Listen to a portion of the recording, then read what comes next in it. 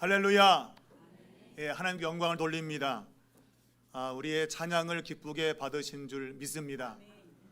오늘 새생명 전도 축제에 오신 모든 여러분들을 주님의 이름으로 환영하며 축복합니다. 오늘 본문의 말씀을 가지고 화목과 소망의 예수 그리스도의 복음이라는 제목으로 함께 말씀을 나누겠습니다. 요즘 제 입에서 나오는 말이 있다면 알만한 사람이 왜 그럴까 하는 것입니다. 알만한 사람이 왜 그래? 종종 여러분도 그런 말 쓰죠, 그죠? 알만한 사람이 왜 그래? 도대체 알만한 사람이 왜 그럴까? 얼마 전에도 그 공무원 신분으로 음주운전을 해서 어린 여자아이를 치어 죽인 사건이 있었습니다. 공무원 신분으로 음주운전을 하는 것 결코 해서는 안 되죠. 일반 사람도 그렇지만 공무원 신분이기 때문에 더더욱 규정을 잘 지켜야 됩니다. 알만한데 왜 그랬을까? 그가 음주운전이 엄청난 죄인 것을 알면서도 또한 그가 만일 그것이 적발되면 그에게 큰 해가 있는 걸 알면서도 왜 그랬을까? 라는 겁니다. 그런데 이것은 비단 그분만의 경우가 아니고 여러분과 저의 경우에도 있는 거예요. 제가 제 아내에게 대들면 음식이 잘 안 나온다는 걸 알면서도 왜 대들까? 그죠? 사모님한테 대들고 그러면 기분 나빠가지고 대충 먹어! 알면서 왜 저는 그럴까요? 여러분은 그런 거 없어요? 여러분은 없어요? 있단 말이에요. 알면서도 안 하는 이런 일이 있단 말이에요. 오늘 이것을 근본적으로 성경이 우리에게 이야기를 하고 있습니다. 왜 알만한 사람이 왜 그럴까 하는 거예요. 하나님이 이 세상을 창조해 놓고 하나님이 이 세상 속에다가 척 보면 하나님이 계시고 그리고 하나님이 세상을 다스린다고 하는 것을 알 수 있도록 그것을 내재시켜 놨어요. 척 보면 하나님이 계시다. 우리 하나님의 영광을 위해 살아야 되는구나 하는 걸 알 수 있게 했어요. 그래서 알만하지 했는데 그런데 알만한 인간이 하나님을 영화롭게 하기는커녕 우상 숭배에 빠지고 하나님이 만들어 놓은 자기보다 더 열등한 그런 것에 무릎 꿇고 절하는 그것을 신으로 모시는 이런 어리석은 일을 하고 있다고 하는 거예요. 왜 그랬을까? 성경 한마디로 인간이 하나님을 반역한 죄 때문이다라고 말하고 있어요.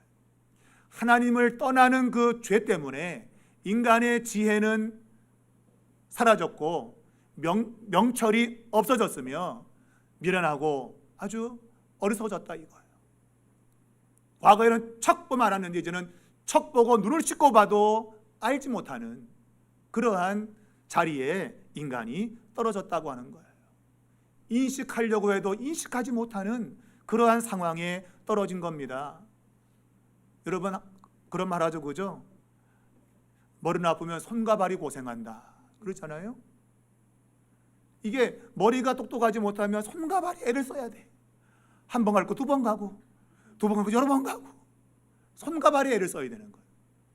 인간은 하나님이 주신 명철함으로 하나님이 계신 것을 알 수 있었고 그래서 하나님을 섬겼다면 하나님께서 창조하신 그 목적대로 행복한 삶을 살 수 있었는데 인간은 하나님의 그 모든 것들을 거부하고 나도 하나님처럼 될 수 있다. 하나님이 없어도 나는 그런 삶을 살 수 있다고 생각한 이 반역이 인간의 어리석음을 가져왔고 결국은 하나님의 법에 사망에 해당하는 것을 하고 살다가 비참하게 끝난다고 하는 것이 성경의 가르침인 겁니다. 그렇게 인간은 살다가 영원한 사망으로 떨어진다고 하는 것입니다. 그런데 그러한 인간이 어떻게 하면 구원을 얻을 수 있는가? 그런 비참한 자리에서 어떻게 하면 인간은 구원될 수 있는가 하는 것이 또한 성경의 주제입니다. 성경이 인간의 구원의 방법을 우리에게 이야기하고 있습니다. 어떻게 하면 그런 어리석고 미련한 인생에서 벗어나서 비참한 삶에서 벗어나서 행복한 삶을 살 수 있을까? 어떤 사람은 착하게 살면 되지, 내가 법 없이도 착하게 살면 되지, 그런 생각을 하는 사람들이 있습니다. 제가 전도를 나가보면 그런 사람을 종종 만납니다. 나 착하게 살아, 나 법 없이도 사는 사람이야, 왜 이래? 그런 사람을 만나요. 여러분, 착하다는 개념은 사람의 생각 수준에서 착한 것이지 하나님이 볼 때는 착한 게 아니에요. 인간의 기준에서 착하게 보는 것이지 하나님의 법의 기준에 의하면 결코 착한 것이 아닌 것입니다. 모든 인간은 하나님의 기준에 도달하지 못하는 미달자들이에요. 하나님이 요구하는 그 기준까지 올라가야 되는데 자기의 기준으로 이 정도면 괜찮다고 생각하는 사람들이 나는 착하다 그러는 거예요. 근데 인간은 하나님의 기준에 이르지 않는 이상 착한 사람이 없는 겁니다. 성경에 착하다는 개념은 의롭다는 개념인데 그 의의 기준에 도달할 인생이 아무도 없는 거예요. 왜냐하면 죄가 그를 하나님의 의에 도달하지 못하게 만들기 때문이에요. 근데 사람들은 그 죄라고 하는 것을 모르기 때문에 스스로 판단해서 이 정도면 난 괜찮아, 그렇게 말하는 겁니다. 이런 거죠.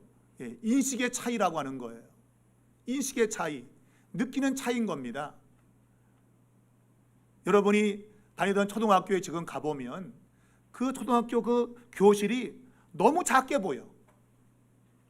내가 그 당시에 있었을 때는 이 정도면 내가 막 뛰어놀아도 될 만큼 넓게 보였는데 지금 가보면 왜 이렇게 조그만지, 책상과 의자는 이게 장난감인지 그렇게 보인단 말이에요. 왜 그래요?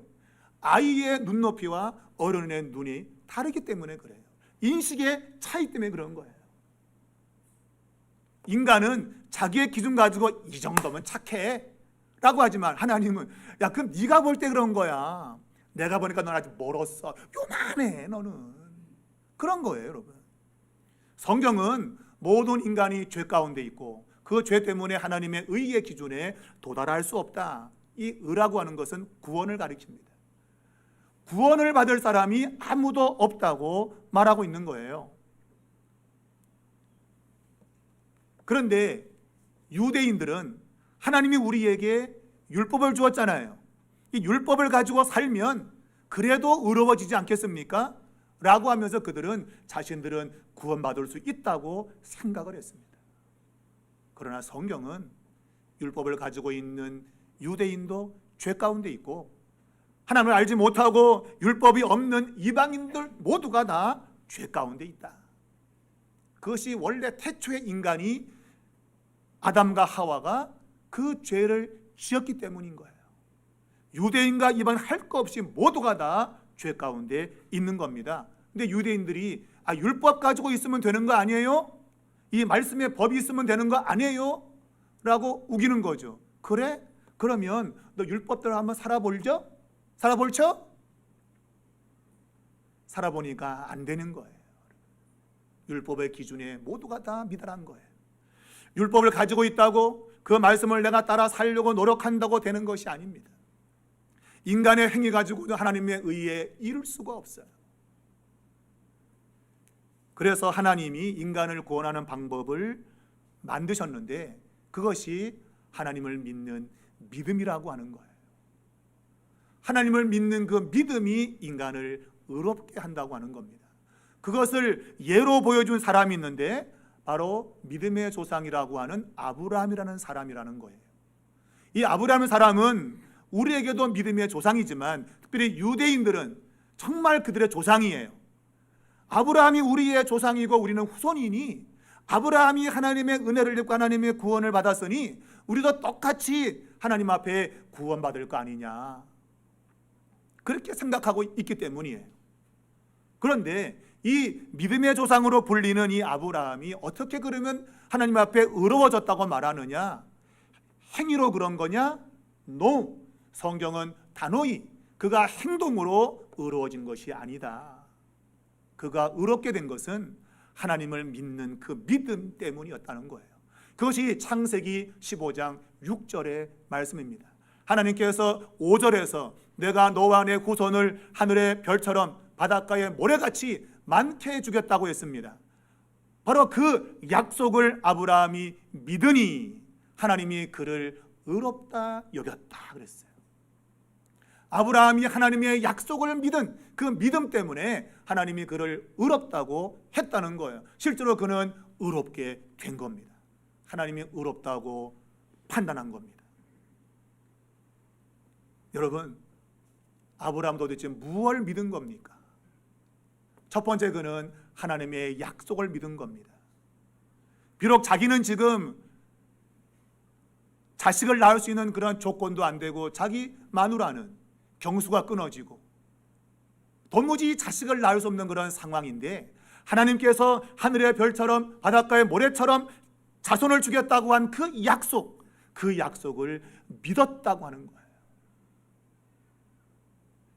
두 번째 믿은 것은 죽은 자를 살리시는 하나님의 창조의 능력을 믿은 겁니다. 죽은 자를 살리시는 그 능력이 하나님께 있다고 믿었어요. 없는 것을 있는 것처럼 부르시는 하나님의 능력을 믿은 겁니다.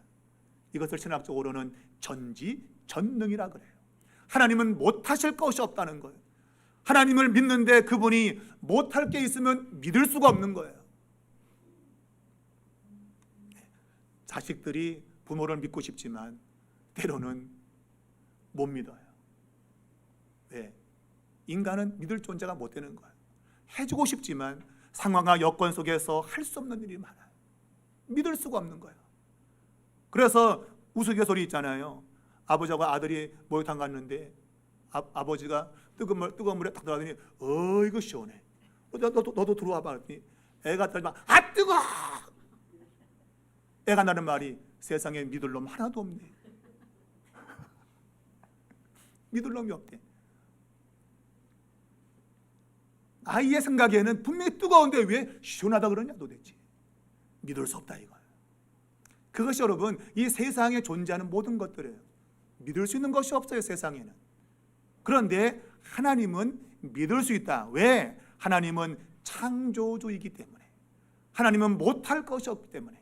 그것을 아브라함이 믿었는데 하나님이 그 믿음을 보고 너 의롭다, 너 구원받았다 인정을 해줬다 이거예요. 여러분, 이러한 사건을 성경은 하나님의 의라고 말합니다. 하나님의 의는 바로 구원을 가리키고 있는데 바로 이 의라고 하는 것은 하나님의 목적과 깊은 연관을 가지고 있어요. 로마서 1장에 보면 복음에는 하나님의 의가 나타났다 그랬습니다. 이 복음은 바로 예수 그리스도의 복음을 가리키고 있어요. 바로 이 복음에는 하나님의 의가 나타났는데 바로 하나님의 구원입니다. 하나님의 구원이 하나님의 의입니다. 그것이 복음에 나타났다고 되어 있어요. 그러면 도대체 하나님의 의, 도대체 구원이란 건 뭔가 하는 거예요. 도대체 구원은 뭐냐 도대체. 구원은 바로 이것은 하나님의 목적과도 연관이 되는 겁니다.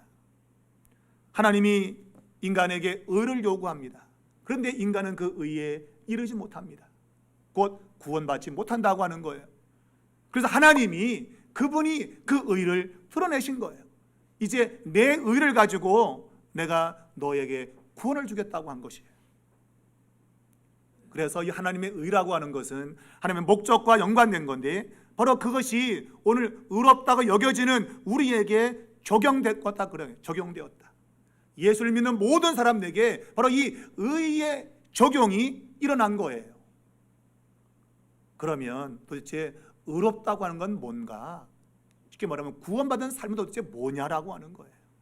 오늘 그것이 오늘 본문에는 세 가지로 나타나 있는 겁니다. 첫 번째는 하나님과 함께하는 화평의 삶이라고 하는 거예요. 내가 하나님의 의를 통해서 내가 구원을 받았다고 한다면, 이것이 믿음으로 됐다고 한다면 바로 그 삶은 화평의 삶이라고 하는 거예요. 화평의 삶. 이것이 오늘 5장 1절에 보면 예수 그리스도로 말미암아 하나님과 화평을 누리자 그랬습니다. 여기 사용되는 화평이라는 단어는 헬라 단어, 이 신약 성경이 쓰여진 그 글자인데요, 헬라 단어로는 에이레네라는 단어예요. 에이레네, 이게 화평입니다. 영어로는 peace입니다. peace, 평화, 평화, 평화, 평화라고 하는 거예요. 하나님이 인간을 창조할 때 하나님은 인간에게 그분의 의를 적용시켜서 인간이 화평을 누리도록 만드셨어요. 바로 이 에이레는 바로 구약 성경의 용어로는 샬롬, 우리가 자주 말하는 샬롬입니다. 샬롬. 이것이 신약 성경의 의미로는 화평이라고 하는 거예요. 샬롬, 에이레네 같은 겁니다. 화평, 평화입니다. 다른 말로는 평안이라는 것입니다. 하나님이 인간을 만드시고 하신 목적이 뭔가 하면 인간으로 하여금 화평을 누리도록 하신 거예요. 그런데 하나님을 거부하고 떠난 인간에게는 이 화평이 사라져버린 겁니다. 화평은 하나님과 함께 할 때만이 인간에게 주어지는 거예요. 그런데 인간이 하나님을 거부하는 죄를 짓고 나니까 화평이 더 이상 존재하지 않는 겁니다. 이 화평을 하려고 아무리 노력을 해도 화평을 이룰 수가 없는 겁니다. 왜? 하나님이 함께하지 않기 때문이에요. 하나님이 그분의 의를 가지고 우리에게 구원을 주시는 이유는 믿음을 통해서 오게 되는데, 구원은 바로 하나님이 목적하신 바로 이 화평을 주시기 위해서예요. 인간에게, 화평 없는 인간에게 화평을 주시기 위해서 하나님은 나를 믿어라, 나를 믿으라고 하는 거예요. 그것이 구약의 샬롬입니다. 보통 이 화평은 우리가 평화라고 말하죠. 영어로 피스라 그래요. 이 피스에 대한 이 평화의 정의가 다 다릅니다. 원래적 의미로는 전쟁이 없는 상태, 이것이 평화입니다. 맞아요. 전쟁이 없으면 평화한 겁니다. 또한 싸움과 다툼, 분열이 없는 것 평화입니다. 그런데 공산주의자들은 이 평화를 정의하기를 자본주의가 없는 것이 평화라고 하는 거예요. 자본주의자들이 노동자 계급을 착취하기 때문에 거기에는 평화가 있을 수 없다. 항상 다툼과 갈등과 분쟁이 있다. 그러니 이 자본주의자들을 몰아내야만이 비로소 평화가 있다고 이야기하는 거예요. 그래서 그들은 평화로운 세상을 추구하면서 자본주의자들을 다 죽이는 거죠. 그것을 없애야만이 평화를 누린다고 생각하기 때문이에요. 이렇게 평화라고 하는 것은 저가끔 그 사람이 처해 있는 상황에 맞게끔 적용을 하고 있습니다. 그러나 원천적으로 평화라고 하는 것은, 화평이라고 하는 것은 성경에서 나오는 거예요. 바로 이것은 하나님이 인간과 함께 하시면서 그분이 의를 드러내신 다스림과 통치의 결과입니다. 하나님은 의로우신데 그 의로우신 분이 인간에게 주시는 바로 그것이 화평입니다. 평화입니다. 이사야 32장 17절에 의하면 공의의 열매는 화평이요 공의의 결과는 영원한 평안과 안전이다 라고 했습니다. 하나님이 의로우신 분입니다. 의로운 분이 세상을 다스리고 통치하면 거기에 평안이 있는 거예요. 평안이. 그 평안은 잠시 있다가 사라지는 평안이 아니라 영원한 평안이라고 했어요. 하나님이 그렇게 계획하신 거예요. 내가 의로 세상을 다스리면 이 세상은 영원히 평안할 거다. 그것이 하나님이 세상을 창조할 때 가졌던 목적입니다. 이 평안은 전쟁이 없는 건 맞아요. 그러나 구약적 개념은 전쟁이 없는 상태만이 아니라 물질적으로 번영하고 그리고 삶이 안정되는 겁니다. 왜 그럴까요? 하나님이 돌보시기 때문이에요. 마치 하나님이 아브라함을 돌보신 것처럼 그가 100세가 되어서 자식을 낳을 수 없는 그런 상황, 자기 부인 사라가 경수가 끊어져서 자식을 낳을 수 없는 상황, 그래서 대를 잇지 못하기 때문에 근심과 걱정과 염려가 끊임없이 밀려오는 그러한 상황에서 하나님이 아브라함에게 그러한 화평, 평안을 주신 거예요. 무엇으로? 그가 하나님을 믿은 것으로 인해서 하나님을 믿었더니 그에게 실질적인 삶의 안정이 온 겁니다. 백세가 되어서 자식을 낳은 거예요.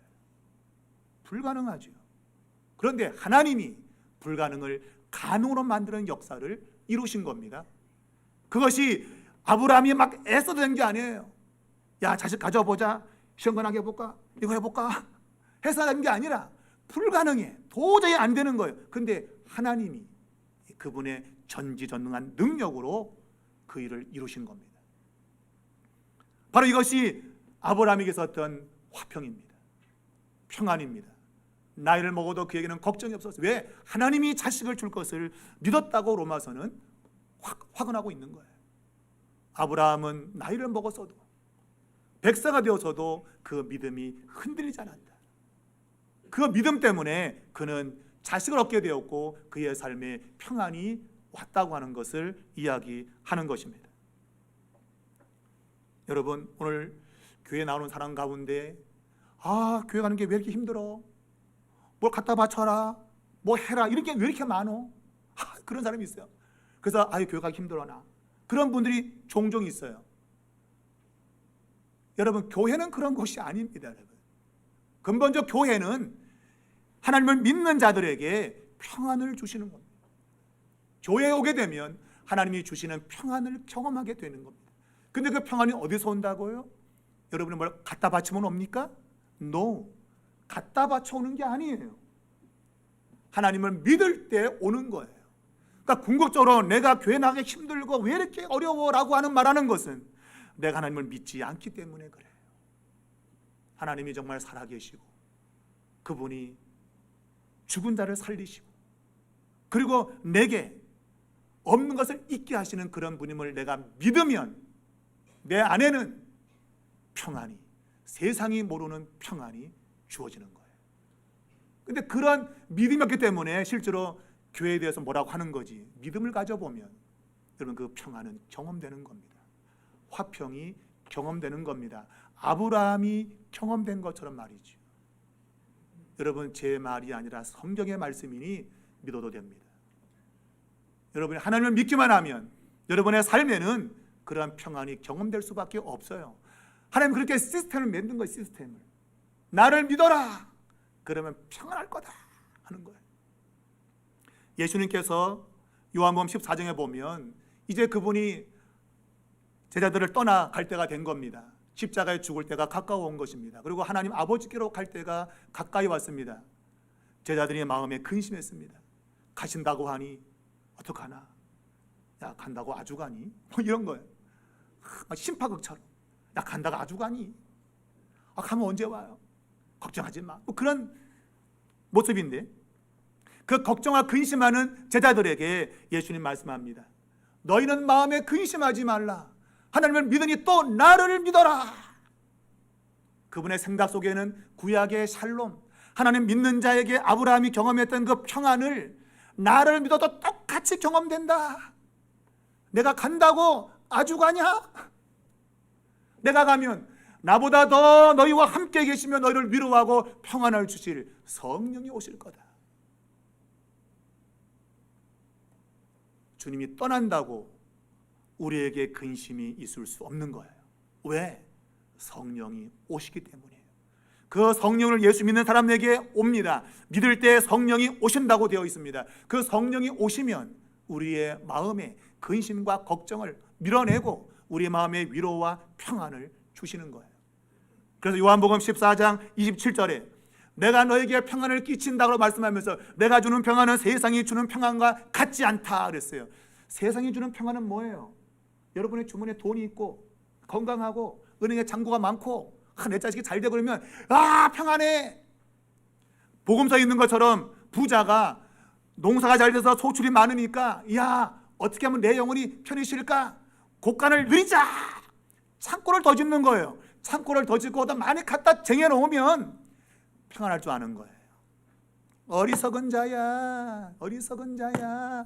많이 쌓아둔다고 평안하냐? 오늘 네 목숨 끝날 수 있는데 언제든지 우리의 삶에 끝나는 그런 일이 있는 거예요. 근데 내 주머니에 많이 쌓아둔다고 평안을 누릴 수 있어요? 못 누리는 겁니다. 그런데 예수님이 주시는 평안은 내 주머니에 아무것도 없고 은행에 잔고가 없고 내가 병들어 고통을 당해도 주시는 평안입니다. 화평입니다. 이것은 경험해 본 사람만이 아는 거예요. 여러분, 샘표간장은 먹어본 사람만이 아는 거예요. 맛을 보고 맛을 아는 샘표간장. 맛을 보면 아는 거예요, 여러분. 그 맛은 어디 온다고요? 믿을 때 오는 거예요. 믿을 때. 믿지 않으면 절대 오지 않습니다, 여러분. 오늘 성경은 우리에게 믿으면 이 화평이 주어진다고 말하고 있어요. 전 여러분이 그런 화평을 누릴 수 있기를 축복합니다. 이사야 54장 10절은 우리에게 말하고 있습니다. 하나님이 주시는 그 평안, 화평의 언약은 흔들리지 않고 영원한 것이다 하는 거예요. 잠시 있다가 사라지는 게 아니에요. 예수 믿을 때 오는 그 화평은 영원한 겁니다. 영원한 겁니다. 잠시 있다가 사라져가는 것은 세상적인 거예요. 내 주머니에 돈이 있다가 사라져 보세요. 아이고 근심. 그러나 예수 믿는 믿음에서 오는 그 평안은 내 주머니가 비어도 여전히 할렐루야 감사가 고백되는 겁니다. 여러분에게 이러한 은혜가 있기를 주의 이름으로 축원합니다. 오늘 주님께 처음 나온 분이 계시다고 한다면 오늘 예수 그리스도를 믿어보십시오. 예수 그리스도 행복의 시작입니다. 여러분. 저는 자신 있게 말할 수 있습니다. 저는 예수 믿고 행복합니다. 윤환기 목사님이 나는 행복합니다. 그것만 행복한 게 아니라 나도 행복하다. 나도 예수 믿으니까 행복하다. 여러분도 예수를 믿으면 행복이 시작됩니다. 샬롬이 시작되는 거예요. 여러분, 이 원래 이 샬롬은 마지막 날 하나님이 세상을 다스리는 것이 완전한 그날에 이루어지는 거예요. 그러나 오늘 성경은 예수를 믿을 때 그 마지막 날에 있게 될 평안이 오늘 지금 주어진다고 말하고 있어요. 그래서 오늘 성경이 말하고 있지 않습니까? 2절에 보면 그로 말미암아 우리가 믿음으로 서 있는 이 은혜에 들어감을 얻었다 그랬어요. 화평으로 내가 지금 들어간 겁니다, 여러분. 그것이 서 있다고 말하고 있어요. 그 은혜가 흔들려가고 자빠진 게 아니라 딱 서 있는 겁니다. 예수를 믿으면 이 화평이 견고하게 서 있는 거고 그것이 지금 경험되고 있다고 하는 거예요. 여러분, 경험될 것이 아니고 나중에 내가 죽어서 천국 가서 경험하는 게 아니라 오늘 내가 예수를 믿는 믿음을 가지면 지금 그 화평이 경험된다고 하는 것입니다. 여러분, 예수를 믿으면 이런 역사가 일어나는 겁니다. 여러분, 예수의 믿음에 대한 확신을 갖기를 바랍니다. 그분을 믿으면 화평이 찾아옵니다. 두 번째는 이 화평에 대한 믿음의 소망은 자랑과 즐거움의 삶으로 나타난다고 오늘 성경은 말하고 있습니다. 하나님이 화평을 이루시는, 바로 이 하나님의 목적을 이루시는 그 모습을 우리에게 보여주고 있습니다. 내가 예수를 믿으면 이 화평을 경험하게 됩니다. 그런데 성경은 환난을 통해서 이 화평이 경험된다고 말하고 있어요.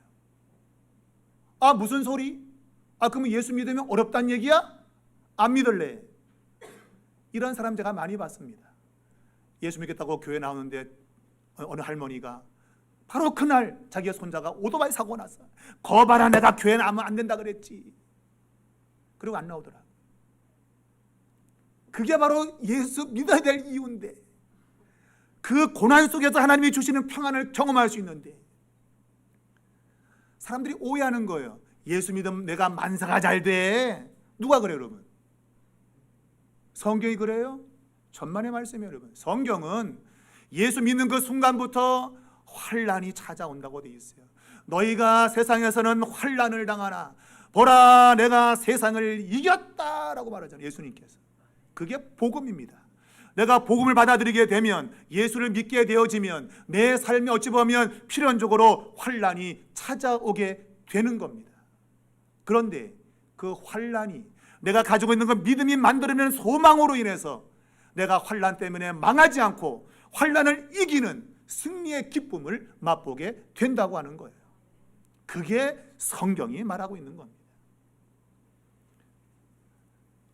내가 태어나 보니 내 아버지가 삼성 회장이면 내가 태어나 보니 내 아버지가 현대 회장이면, 현대그룹의 회장이면 나는 돈의 중요성을 모릅니다. 뭐 그냥 돈이 그냥 천지백갈이라. 천지백갈이 아실라는 모르겠는데, 예, 그렇게 흔하다 이거예요. 돈이. 그러니까 돈이 귀한 줄 모릅니다. 돈의 가치를 모르는 거예요. 부자는 돈의 가치를 모릅니다. 그런데 내가 고생 찢어지게 가난하다 고생한 사람들이 돈을 가지게 되면 그 돈의 가치를 아는 거예요. 여러분, 찢어지게 가난한 게 뭔지 알아요? 이게 먹을 게 없었고 맨날 콩나물만 먹는, 콩나물만. 이 콩나물이 이게 섬유질이잖아요. 이게 그냥 쌓여갖고 그냥 똥을 넣을 때 똥구멍이 찢어진다 그래서 찢어지지 않는 거예요. 찢어지게 가난한 거예요. 여러분, 저도 그런 시절이 있었어요. 정말 찢어지게 공동변소에서 볼일 볼 때 찢어지게 가난한 그런 경험이 있어요. 그런 사람들이 돈을 손에 쥐게 되면 이 돈이 얼마나 귀한지를 아는 거예요. 여러분, 하나님이 내게 주시는 그 평안을 진짜 이게 평안이고 하는 걸 알기 위해서는 평안한 가운데는 평안을 몰라요. 여러분, 평안의 중요성을 모릅니다. 병들어 본 사람만이 건강이 뭔가를 알게 되는 거예요. 건강이 그래서 중요한 거였구나. 아파보면 아는 거예요. 여러분, 오늘 하나님께서 우리에게 주는 평안이 그냥 내가 만사가 잘 되는데 그냥 평안이 온다? 그 평안이 뭐야 도대체? 알 수가 없어요. 근데 평안이 뭔가를 알기 위해서는 오늘 성경에 말한 대로 환난이라고 하는 것이 오는 겁니다. 이것은 우리를 망하게 위한 것이 아니라 환난을 이겨내고 하나님이 주시는 평안이 경험되었을 때 그 평안이 얼마나 놀라운 하는 것을 내가 기절할 정도로 내가 경험하기 위해서 하나님이 환난을 주시는 거예요. 그러니까 이 환난이란 이것은 하나님의 화평을 경험하기 위한 하나의 과정인 것입니다. 여러분, 어렵습니까? 지금 죽겠습니까? 여러분, 기대하시라 개봉박도. 여러분이 하나님을 믿으면 여러분이 그 어려움과 환난을 이기고 하나님이 주시는 그 평안을 경험하게 될 겁니다. 하나님이 나를 때마다 시마다 내가 어려울 때 나를 돌보시는구나 것을 경험할 겁니다. 제가 서울서 첫 번째 담임 목회를 했던 그 교회를 제가 사임을 하고 제가 중국을 나갔습니다. 왜냐하면 좀 더 젊을 때 한번 선교를 한번 체험해 보자고 사임을 하고 제가 중국을 나갔는데, 원래 제가 중국 학교 안에 있는 국제학교 교장으로 갔어요. 근데 그 중국 학교에서 비자를 내주려 했는데 비자를 안 주는 거야. 그러니까 저는 분명히 국제학교 개교를 하고 교장으로 하기 위해서 갔는데 학교가 개교가 안 되니까 붕 떠버린 거예요. 가족은 다 왔는데 어떻게 하면 되겠습니까? 여러분? 돌아오면 되겠습니까? 안 되죠. 그래서 선교를 위해서 나왔는데 뭐라도 하고 가야지. 그 중국 생활은 말 그대로 힘든 삶이었습니다. 안정되지 않은 삶이었어요. 그런데 하나님이 그렇게 어려운 상황 가운데서 하나님이 때마다 시마다 우리를 돌보시는 손길이 얼마나 많이 경험이 되는지, 제가 서울에서 목회할 때보다도 중국에서 선교하면서 힘들었던 그때가 더 어찌 보면 평안했다고. 왜? 하나님의 돌보심의 손길이 너무 경험되는 거예요. 우리가 뭔가 필요하다 싶으면 그때 하나님이 어떻게 아는지 그거를 공급해 주시고 그런 걸 경험하는 거예요. 여러분, 그러니 하나님을 안 믿을 수가 없는 거예요. 그런 고난 때문에 더 하나님을 믿을 수밖에 없는 거예요. 왜? 하나님이 경험되기 때문에 그래요. 오늘 우리가 예수를 믿을 때 그 믿음으로 인해서 오는 환난, 그리고 인내, 연단, 소망, 이러한 과정이, 그런 시스템이 준비되어 있는 거예요. 우리가 예수 믿으면서 환난으로 들어가지만 그러나 그 결국 환난은 우리가 가진 믿음을 통해서 소망이 발생하게 되는데, 그 소망은 우리가 가졌던 그 모든 것들에 대한 하나님께서 나를 화평케 할 거라고 하는 그것이 증명되는 그런 것을 보여준다고 하는 거예요. 오늘 이것을 바울이라는 사람이 너무 뼈저리게 경험한 사실에서 오는 겁니다. 여러분, 고린도후서 12장 7절 이하에 보게 되면 이 바울이라는 사람이 하나님께 3번씩이나 작정하며 기도했습니다. 그의 몸에는 육체에 가시가 있었다 그래요. 도대체 가시가 뭔지 모르겠어요. 생선 먹다가 생선이 걸린 가시인지 알 수가 없는데 분명히 육체적인 고통이었습니다. 그래서 이 고통에서 벗어나고자 3번씩이나 작정하며 주여 아마 금시됐겠지요. 하나님이 안 고쳐줬습니다. 그리고 하나님께서 그에게 말씀하기를 내 은혜가 네게 족하다 그랬어요. 아니 그가 육체에 가시가 있는 게 하나님의 은혜라 그래요. 하나님 말씀했어요. 너가 약할 때 나의 강한 능력이 너에게 나타난다. 우리가 환난으로 인해서 고통당할 때 고통의 현장에 하나님의 능한 손길이 움직이고 있다 그 얘기예요. 만일 내가 내 힘으로 살면 어느 정도 살 수 있을지 모르겠지만 그러나 급박한 일을 만나면 내 능력의 한계에 부딪히는 거예요. 사람들은 그런 한계에 부딪히면 인생을 포기해버립니다. 그러나 내가 원래부터 이 육체의 가시 때문에 고통 중에 사는데 하나님을 믿었더니 하나님께서 나의 고통에서 그분의 능한 손길로 나를 능하게 하시는 그런 역사를 바울이라는 사람이 경험한 거예요. 오늘 그것을 그는 고백하기를 하나님의 사랑이 성령을 통해서 우리에게 부어졌다 말하는 거예요. 그냥 이렇게 쫄쫄 따른 게 아니라 부었대. 그냥 바켓으로 양동이로 물을 붓듯이 하나님의 사랑을 부어줬다고 하는 거예요. 하나님이 언제요? 환난을 겪을 때. 여러분 평안되기 위해서는 환난이라는 과정이 필요한 거예요. 그것이 하나님의 축복의 자리에 서는 과정인 것입니다. 여러분 지금 왜 나만 이런 고통에 있나 탄식하는 계시다면 오늘 이 말씀을 들으시고 탄식을 끝내시라. 하나님 여러분에게 믿음을 통해서 화평을 주시기 때문입니다. 믿으시기 바랍니다. 이것은 부어지는 겁니다. 하나님의 사랑이 부어지는 것이지 부어질 똥 말똥 모르겠네 아닙니다. 부어지는 겁니다 여러분.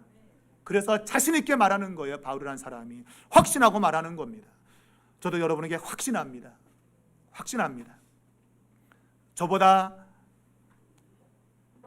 잘 사는 분이 있을지 모르겠어요. 제 친구 가운데도 저와 함께 공부했던, 제가 석사를 공부하고 박사를 공대에서 박사를 준비하다가 그냥 하나님이 저를 턴을 시켰는데 목사가 되게 했는데 같이 공부했던 친구들은 다 지금 회사에서 다 잘 나갑니다. 제가 제일 가난합니다. 그러나 한 번도 그것 때문에 제가 주눅 든 적이 없어요. 왜? 하나님의 사랑이 저에게 부어진 것을 제가 경험했기 때문이에요. 그들이 부럽지 않습니다. 도리어 제가 그 모임에 잘 못 가지만 가면 제가 기도합니다. 그랬더니 어떻게 그렇게 기도를 잘하냐? 하나님의 은혜야.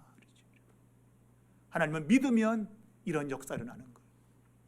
환난 가운데도 두렵지 않은 겁니다. 하나님의 사랑이 부어지는 걸 확신하기 때문인 거예요. 여러분에게 그런 오늘 은혜가 있기를 축복합니다. 여러분이 고난이 여러분에게 하나님의 축복으로 가는 기름을 기억하시기 바랍니다. 말라기 3장 2절에서 3절을 보면 이 말라기 성경은 구약 성경의 마지막 성경입니다. 거기에 보게 되면 하나님이 마지막 날 임하신다고 되어 있어요. 하나님이 임하실 때 그분 앞에 설 자가 누구냐 그랬어요. 이 말은 하나님의 축복을 받을 사람이 누구냐라는 말이에요. 죄인은 축복의 자리에 있을 수가 없습니다. 하나님이 임하실 때에 그 복을 받을 자가 누구냐? 구약 성경은 답하기를 마치 금과 은을 단련시키는 것처럼, 하나님께서 표백제로 깨끗하게 하는 것처럼 그의 백성을 깨끗하게 한 그 사람만이 하나님 앞에 서게 된다 그랬어요. 이게 고난인 겁니다. 고난은 나를 망하는 것이 아니라 내 속에 있는 더럽고 잡다한 것들을 다 빼내고 내가 하나님 백성으로 바르게 서서 하나님의 축복을 받게 하는 거라 그 얘기예요.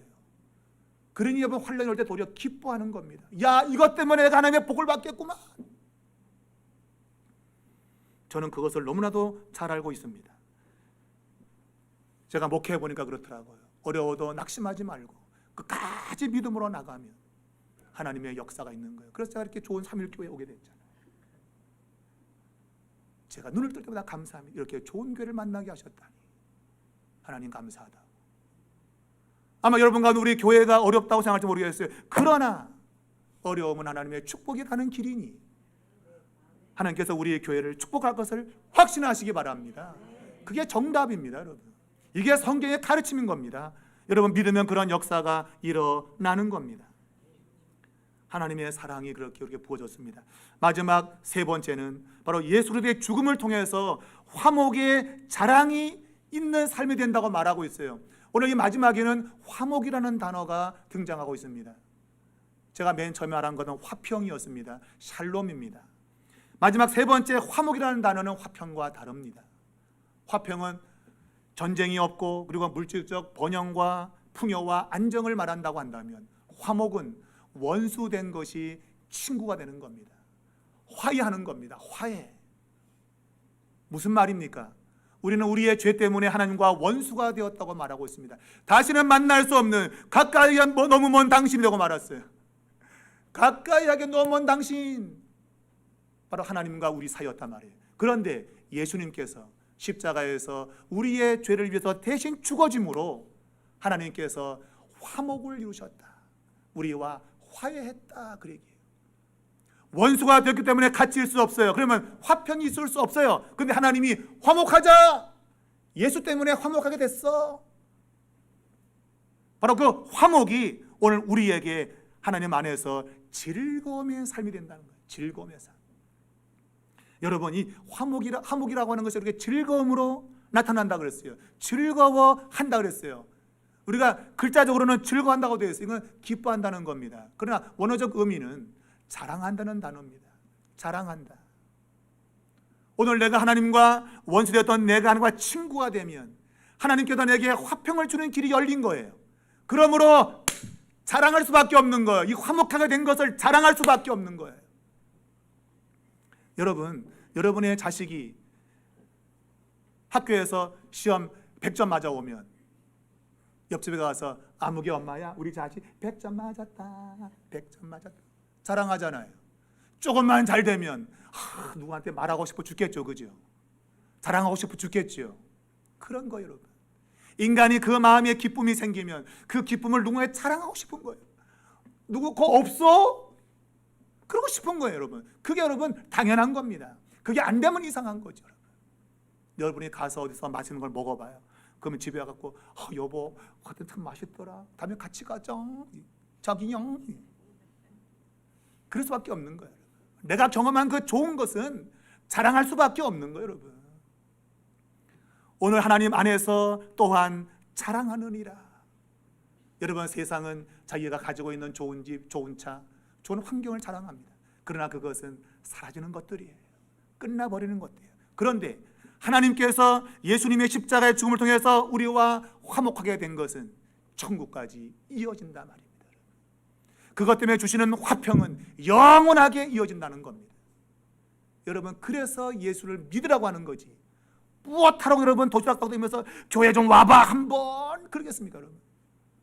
여러분이 온다고 여러분 세상이 달라지겠습니까? 세상이 안 달라져도 여러분이 달라지기 때문에 여러분 오라고 하는 거예요. 교회 좋으라고 오는 게 아니라 여러분의 삶이 달라지기 때문에 오라고 하는 거예요. 여러분도 이것이 경험되면 자랑할걸요. 아마 여러분 자랑할걸요. 하나님과 원수된 내가 친구가 되었어. 그런 영화도 종종 있어요. 나하고 막 이렇게 관계 좋지 않은 친구와 화해하고 좋아지면 집에 가서 엄마 나 걔 하나 친구 먹었어. 자랑합니다. 친구 된 거 좋아서. 오늘 우리가 예수님의 십자가의 죽음 때문에 하나님과 원수된 자리에서 벗어나서 그분의 친구가 되었어요. 그 친구 된 것 때문에, 화목한 것 때문에 화평, 샬롬이 찾아오는 겁니다. 이 막힌 담이 허물어졌기 때문에 이제는 하나님이 우리와 함께 하시게 된 거예요. 그래서 화평이 오는 것이기 때문에 기뻐하지 않을 수 없는 겁니다. 즐거워하지 않을 수 없는 겁니다. 오늘 이 자리에 오늘 끌려왔든 아니면 잠이 왔든 어쨌거나 잘 오신 겁니다. 오신 걸로 만족하지 말고 정말 믿어보시기 바랍니다. 예수님이 나 위해서 십자가에서 내 죄를 대신하여 죽으셨다. 그분이 죽으심으로 내가 원수된 하나님과의 관계가 화해된 친구가 되었다. 그 친구 된 것 때문에 하나님이 나와 함께 하시고 내게 화평을 주신다. 그것이 환난 가운데 경험된다 할지라도 그 소망이 나를 부끄럽지 않기 때문에 내가 오늘 즐겁게 살 수 있다. 여러분, 그런 것들이 여러분의 삶에 경험되어 주시기 바랍니다. 그렇다면 여러분, 오늘 이 자리에 나온 발걸음이 여러분의 인생에는 정말 가장 축복된 발걸음이 되는 줄 믿습니다. 여러분, 이것이 여러분에게 이루어지기 위해서 저는 한 달 전부터 기도했습니다. 오늘 많은 사람이 오면 좋겠지요. 그러나 한 사람이라도 진정으로 예수를 믿고 이 화평을 경험한다고 한다면 할렐루야. 왜냐하면 한 영혼이 천하보다 귀하기 때문입니다. 우리 삼일교회가 천하를 가지는 겁니다. 그러한 기쁨이 우리 삼일교회 안에 충만해진 겁니다. 여러분의 인생에도 주님을 만남으로 인해서 가져오는 화평의 축복이, 그것이 삶의 현장에서 소망으로 나타나고 결국 이 소망이 마침내 여러분을 하나님이 주시는 축복을 경험하는 그런 역사까지 이어질 수 있기를 주님의 이름으로 축복합니다.